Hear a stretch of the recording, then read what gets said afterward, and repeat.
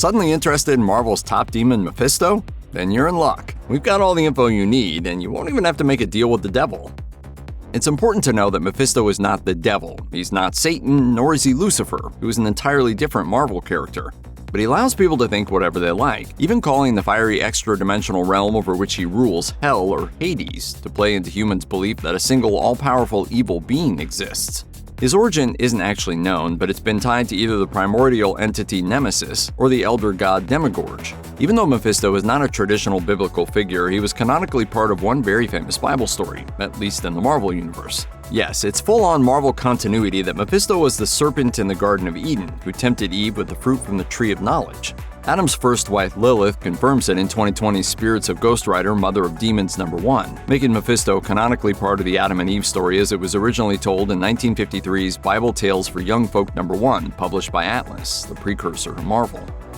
Though he presumably did a lot in the meantime, Mephisto's next chronicled acts occur in the year 1 million BCE. He makes a young man who was part of a tribe of mammoth riders the first Ghost Rider, attempts to corrupt the first Iron Fist, gives a Power Stone to the Ape King, and sends a young Thanos to fight a very early version of the Avengers. He also runs into Tony Stark, who has been sent way back in time. In an attempt to get Tony to exchange his soul, Mephisto appears to him as his father and attacks him with various monsters. None of it works. You have to fast forward quite a bit to the 6th century CE for Mephisto's next known malevolent deeds, and they're very similar. After granting sanctuary to the sorceress Morgan Le Fay, he once again attempts to trap Iron Man in the past, again appearing to him as his father. In the 10th century, Mephisto sets Apocalypse against yet another early version of the Avengers. Other stories have shown Mephisto to be responsible for the famous ghost ship The Flying Dutchman, the epic poem Paradise Lost, and the play Faust, the Tragedy. All those historical stories about Mephisto came later or were retcons. His first actual appearance in Marvel Comics was in 1968's Silver Surfer #3 by Stan Lee and John Buscema. Eager to break the surfer's noble spirit, Mephisto kidnaps his beloved, Shala Bal. He brings Shala Bal back to his realm and is shocked to see that the surfer can follow him there. Mephisto then attempts to bribe the surfer with riches, women, and lordship over a galactic empire, but Surfer refuses. So Mephisto attacks him with various creatures, which also can't best the surfer. Finally, Mephisto simply sends Shala Bal back to the surfer's home planet, which Surfer is barred from revisiting. Mephisto then sends the surfer away, promising to wear him down over time. Mephisto then kidnaps Shala Bal a couple more times, only for essentially the same outcome to occur. Mephisto next shows up in 1970's Thor #180, and this time he gets dragged into things because of a mistake. Thor and Loki have traded bodies, and an unaware Odin sends Thor and Loki's body to Mephisto's realm. Mephisto quickly deduces that it's Thor who stands before him, so the demon attacks a displaced thunder god with his gleaming globules of madness. The Warriors 3 and Sif figure out what's going on and travel to Mephisto's realm to get Thor back. They fight off Mephisto's creatures for a while until Thor finally beats the demon by manifesting his pure soul, making Mephisto so annoyed he sends them all back to Asgard. Thor gets sent back to Hades in Thor #204 and #205. Mephisto disguises some of his minions as Thor's friends in an attempt to drive him to madness, but Thor sees through it and beats him up. Thor ultimately traps Mephisto by throwing him into a pool of lava and making the ceiling of a cave collapse onto it. Pretty easy, all told. Mephisto is actually responsible for the creation of one superhero, Ghost Rider. In Marvel Spotlight #5 from 1972, motorcycle stunt rider Johnny Blaze offers his soul to Satan to save the life of his stepdad and mentor, Crash Simpson, from cancer. Name your price. Oh, I'll take your soul. Of course, it isn't Satan, but Mephisto who makes the deal with Johnny. While he saves Crash from dying of cancer, Crash still dies from injuries sustained in a motorcycle stunt. Mephisto's end of the deal gets messed up too. Just after he merges the spirit of vengeance with Johnny's soul, creating Ghost Rider, Johnny's stepsister Roxanne recites a spell of banishment. That forces Mephisto to leave before he can take Johnny's soul. So Johnny is able to use the spirit of vengeance's powers for good as a hero. Mephisto continued to try to obtain Johnny's soul after that, including appearing to him as a Jesus-like figure, but always failed to get it.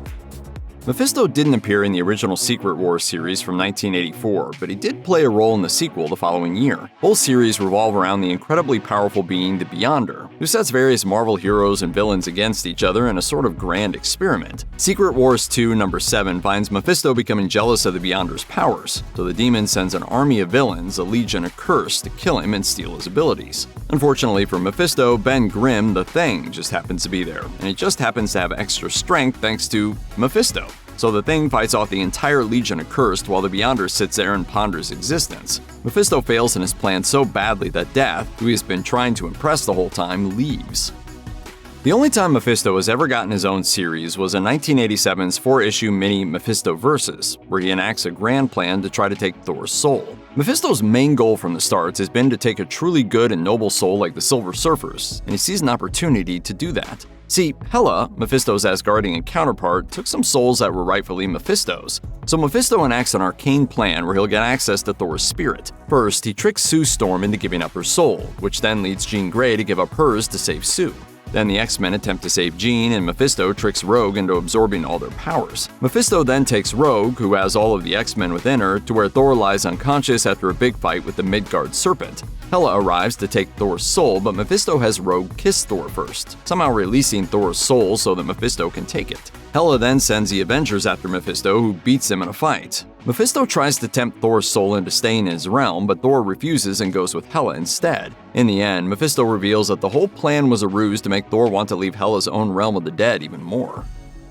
The MCU version of Scarlet Witch's sons Tommy and Billy were the result of Wanda's own chaos magic.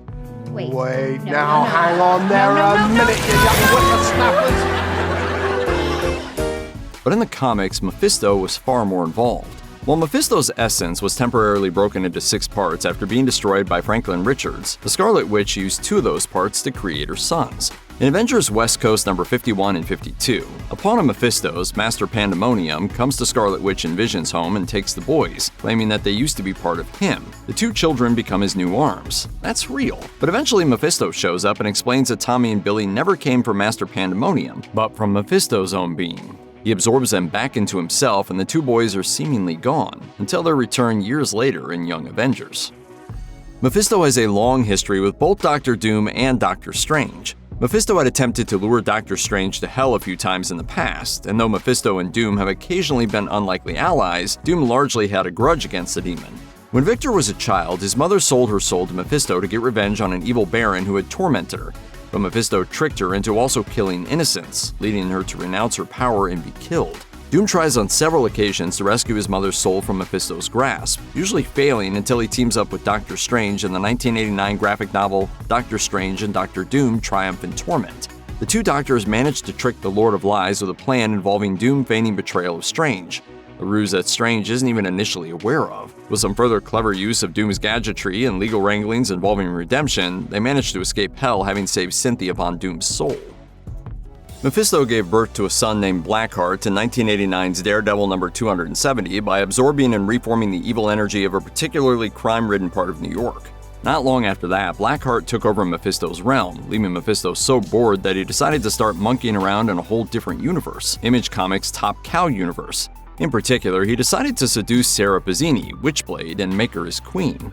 After possessing several Top Cow heroes and fighting some others, Mephisto finally takes the form of Sarah's deceased love interest, Ian Nottingham. He convinces her that Ian is still alive, but Wolverine arrives and attacks, forcing Mephisto to reveal himself. Mephisto eventually takes over the Top Cow universe's Las Vegas, with the hero Heatwave under his thrall. Silver Surfer eventually arrives and breaks Heatwave out of it, and Heatwave banishes Mephisto from the Top Cow universe. Not long after that, Ghost Rider overthrows Blackheart and takes over Hell. Ghost Rider doesn't keep the job for very long either, and Mephisto takes the throne back. Fans have been clamoring for Mephisto to be a big bad in the MCU for years now, but that doesn't mean he hasn't ever appeared on screen before. Though he's played by different actors in each, he's a pretty key character in both of the Ghost Rider films starring Nicolas Cage. In the first, from 2007, which predates the MCU, Peter Fonda plays Mephisto, mostly appearing in human form. Occasionally, his more demonic presence does come through, though. Mephisto's son Blackheart is also the villain of the film. Fonda didn't return for the second film, Ghost Rider Spirit of Vengeance, in 2011, replaced instead by Kieran Hines. This gets explained by Mephisto being in disguise and working under the name Rourke to kidnap another of his sons, Danny. Mephisto wants to make Danny's body his own, but Ghost Rider sends him back to hell. Go home. Mephisto also appears in an animated series, the Hulu original Hit Monkey. Voiced by Keith David and credited as simply the Devil, he appears in several episodes in Season 2 to make a deal with the ghost character Bryce to temporarily bring him back to life in exchange for his soul. While Hit Monkey was coming out concurrent with the MCU, it's been confirmed it takes place in a different universe. Easily, Mephisto's most infamous moment came in the 2007 Spider-Man event One More Day, the story that ended the marriage between Peter Parker and Mary Jane Watson. They didn't break up. Mephisto made it so their marriage never happened at all. After Peter's identity is revealed to the world in the Civil War event, the Kingpin sends an assassin to kill him, but the hired killer instead accidentally shoots and mortally wounds Peter's Aunt May, leaving her on life support. With Peter desperate to save Aunt May's life, Mephisto appears to him and offers to bring her back to health, at the cost of Peter and Mary Jane ever having been married. After lots of discussion, they agree to the deal, but Mary Jane adds a caveat. The world will also forget that Peter is Spider-Man, and she whispers to Mephisto what she'll give up in return to make that happen. It's never been revealed what that was, but Peter and Mary Jane's marriage has been permanently erased ever since. The two don't even remember that it happened.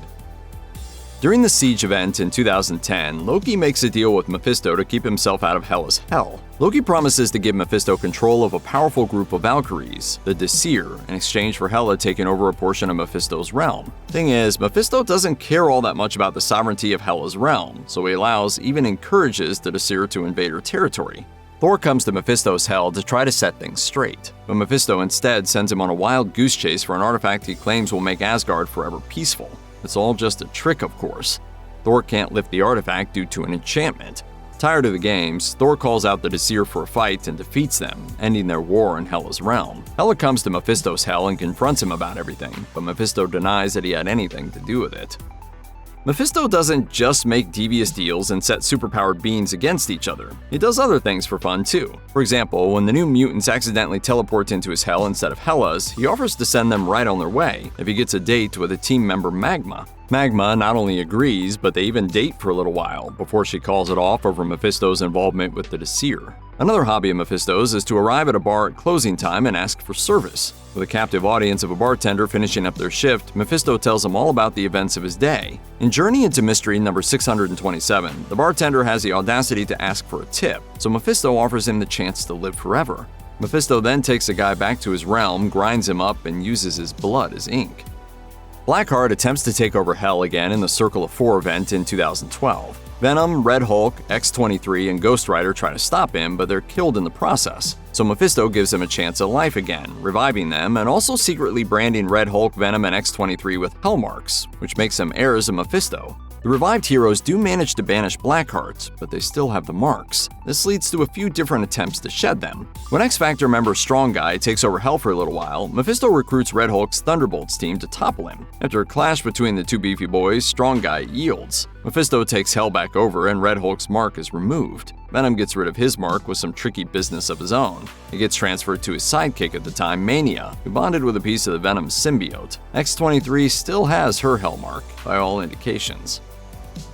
Superhero battles sometimes have unintended knock-on effects, and sometimes they involve the devil. The Secret Empire event from 2016, for example, leaves Las Vegas in ruins, so Doctor Strange uses magic to rebuild it. In the process, he accidentally tears a hole in the dimensional fabric, leaving the city open to extra-dimensional overlords to swoop in. A bunch of those overlords fight it out for the chance to take over the city, and Mephisto emerges victorious, building his Hotel Inferno in the middle of the city, taking lots of souls with him in the process. All right, team. Let's have some fun. To stop him, Strange and Wong assemble the Midnight Suns. Ghost Rider charges at Mephisto, but the Lord of Lies simply strips him of the Spirit of Vengeance and kills him. But this was Ghost Rider's plan the whole time. Since Mephisto isn't in Hell, it's free for Ghost Rider to take over. This gives Doctor Strange the opening he needs to defeat Mephisto and imprison him in the Hotel Inferno's top floor. Mephisto is eventually released from his imprisonment and takes Hell back over during the King in Black storyline. Essentially, the heroes have bigger things to worry about at the time. Of course, Mephisto immediately starts trying to make trouble again, for Spider-Man in particular. Still operating out of Hotel Inferno, Mephisto grants demonic powers to Sarah and Gabriel Stacy, two genetically engineered beings made from the DNA of Norman Osborn and Gwen Stacy. He also gives them all of the deceased Harry Osborn's memories. Both of the Stacy twins operate as Kindred, a villain who Spider-Man is led to believe is a revived Harry. Mephisto's plans are pretty complicated, aren't they?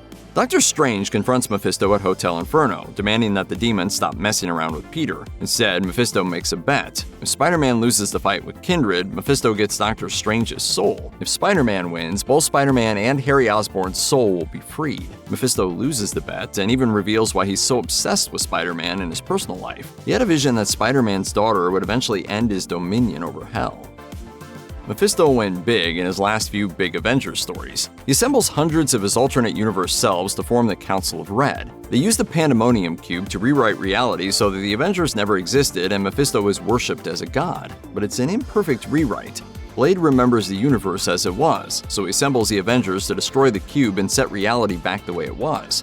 The Council then takes a new approach, teaming up with a Doctor Doom who had likewise assembled a group of versions of himself from around the multiverse. The goal of this new multiversal Masters of Evil is to wipe out every version of the Avengers across history to prevent them from existing in the present. Ultimately, with the other Masters of Evil defeated, Mephisto absorbs many of his alternate selves and fights the Avengers in the God Quarry, when they defeat him and banish him back to his realm. Just a warning, we're about to get into why Mephisto is so relevant right now, so if you don't want to be spoiled on the ending of the first season of Ironheart, pause and come back after you've seen it. Fans have been trying to make Mephisto responsible for things that have been happening in the MCU for a very long time now. Lots of people thought he would appear in WandaVision, Spider-Man No Way Home, and Doctor Strange in the Multiverse of Madness, but it didn't happen in any of those. He did get name-checked in Agatha all along, but didn't appear, and now he's here. He might be dead. Others say he might be a demon, or an agent of Mephisto. Yes, Mephisto finally makes his way to the MCU in the 6th episode of Ironheart, and it's pretty wild. After finally settling the score with the Hood, Riri Williams walks into a pizza restaurant to encounter Sacha Baron Cohen's Mephisto in purely human form. Who are you? I'm just somebody who ordered too much. Are you hungry? Mephisto reveals that he gave the Hood his magical hood and that he's responsible for most of the people with power in the world having their power, even Ringo Starr. He offers to get Riri the recognition she deserves and help her create something iconic. When he finally tells Riri his name, it doesn't mean much to her, but it does to us. You can call me Mephisto. We see what seems like Riri imagining what it would be like if she took the deal, seeing her best friend Natalie brought back to life. But it's more than just a vision. She does take the deal by shaking Mephisto's hand. What initially seemed like an imagined scenario is real. Mephisto has brought Natalie back, but what did Riri give up to make that happen? With Mephisto, it's always something.